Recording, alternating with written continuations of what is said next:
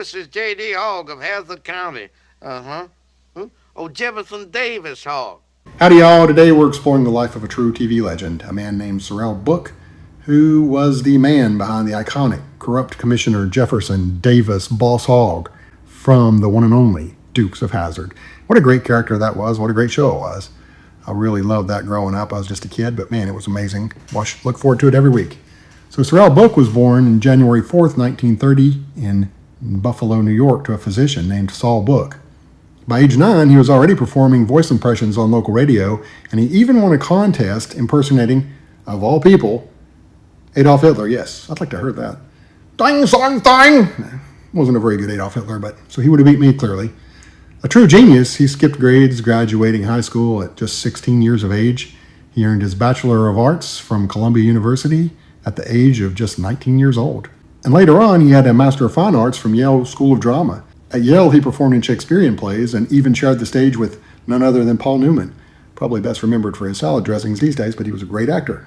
He volunteered to serve 2 years in the United States Army during the Korean War as a counterintelligence officer, primarily due to his fluency in multiple languages. While in the Army, he rose to the ranks of lieutenant, and while specific details aren't really available, they're pretty scarce, largely due to the secretive nature of counterintelligence work. His duties likely included debriefing prisoners of war, monitoring enemy espionage efforts, interrogating captured North Korean and Chinese agents, and conducting terrain analysis to detect infiltration routes, all of which helped reduce enemy intelligence capabilities in the region. After the Army, he shined on Broadway in films, plus he had over 150 TV credits as a character actor on shows like MASH, Mission Impossible, Columbo, All in the Family, Gunsmoke, and many, many more. So you're an actor. Well, what, $60,000 a year? Charge accounts. Question number 1. What do more people suffer from?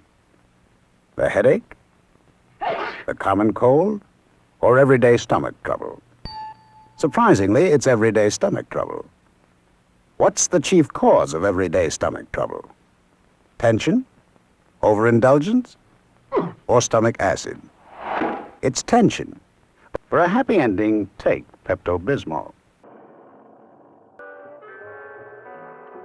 In 1979, Booke landed his most famous role, though, Boss Hogg, the buffoonish yet greedy commissioner of Hazzard County. When the Dukes of Hazzard premiered in 1979, audiences instantly fell in love with its high-flying car chases, country charm, and unforgettable characters. No one stole scenes like Boss Hogg. He played it masterfully.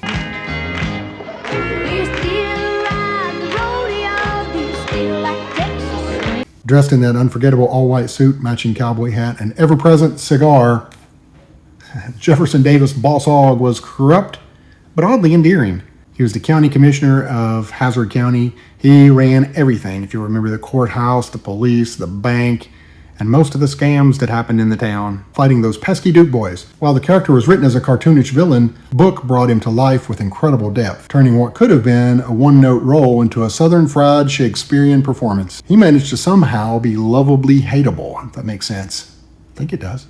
Booke gave Boss Hogg a distinct voice, a mix of southern aristocrat and overstuffed schemer, reportedly inspired by a real-life southern politician, he observed, although he didn't have a great southern accent, let's be honest, but he tried.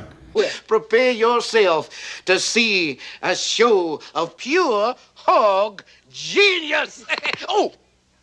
His physical comedy was legendary, wild facial expressions, flustered rants, and slapstick panic whenever his plans backfired. I'm throwing my man! I'm throwing my man! Oh, boss, is there anything I can do? You already did it. It's all your fault, knucklehead. Well, I wasn't even near you. No, but that meansy mother of yours parked her carcass in my office chair. Well, that ain't Flash's fault. She doesn't have an office chair of her own here in the boar's I'm nest. gonna do something. Despite being the villain, Boss Hogg was never truly threatening. Booke played him with a lovable cowardice that made audience root for him even when he was wrong. For the role, Sorrell Booke gained 60 pounds and later ended up wearing padding to maintain Boss Hogg's famously round figure, which was so important in selling the character. I'm beginning to get a funny feeling in my stomach. Well, I don't doubt it the way you chow down. You just... I wasn't talking about food. I sure could use some. Off-screen, he was a classically trained Ivy League intellectual who couldn't have been more different from his on-screen persona. His co-stars often remarked on his gentle demeanor, sharp wit, and immense respect for the craft of acting. Boss Hogg may have been a buffoon, but he was always the smartest man in the room, except when he wasn't, Book once joked. But underneath the comedy, Book gave Boss Hogg a strange moral code. He wasn't actually evil, just greedy, territorial, and desperate to stay on top. His complicated love-hate relationship with Roscoe, the Duke boys, and Uncle Jesse added heart to the hijinks. Boss Hogg became one of the most recognizable characters in all of television history. The character is still recognized even today. His image, the white suit, cigar, and all, became a symbol of rural power, satire, and absurdity. When the Dukes of Hazzard finally ended in 1985, so did Boss Hogg's run on TV, but Sorrell Booke's performance cemented his legacy as one of TV's great character actors. To this day, generations continue to discover the show and laugh, cringe, and somehow root for the man in the white Cadillac. This J.D. Hope. Oh, Cletus! You arrest them moonshiners! Sadly, he passed away February 11th, 1994 at just 64 years old, leaving behind a legacy that continues to entertain and inspire. Funeral services were held in Los Angeles today for actor Sorrell Booke, who died of cancer at age 64. On the TV series The Dukes of Hazzard, he was the scheming, cheating, white suit-wearing Boss Hogg, a politician who would lie when the truth would do better. I'm telling you the truth. Don't you know the truth when you hear it? Well, not coming from you. Well, I'm going to tell you some more truth. I never intended to give you your rightful share of my gambling take. I will knock you in the middle of next week. Yeah, you should. Well, boss, you know something? That's the nicest thing you ever did, though. I mean, telling me the truth like that. Roscoe, you're dumb enough to be twins.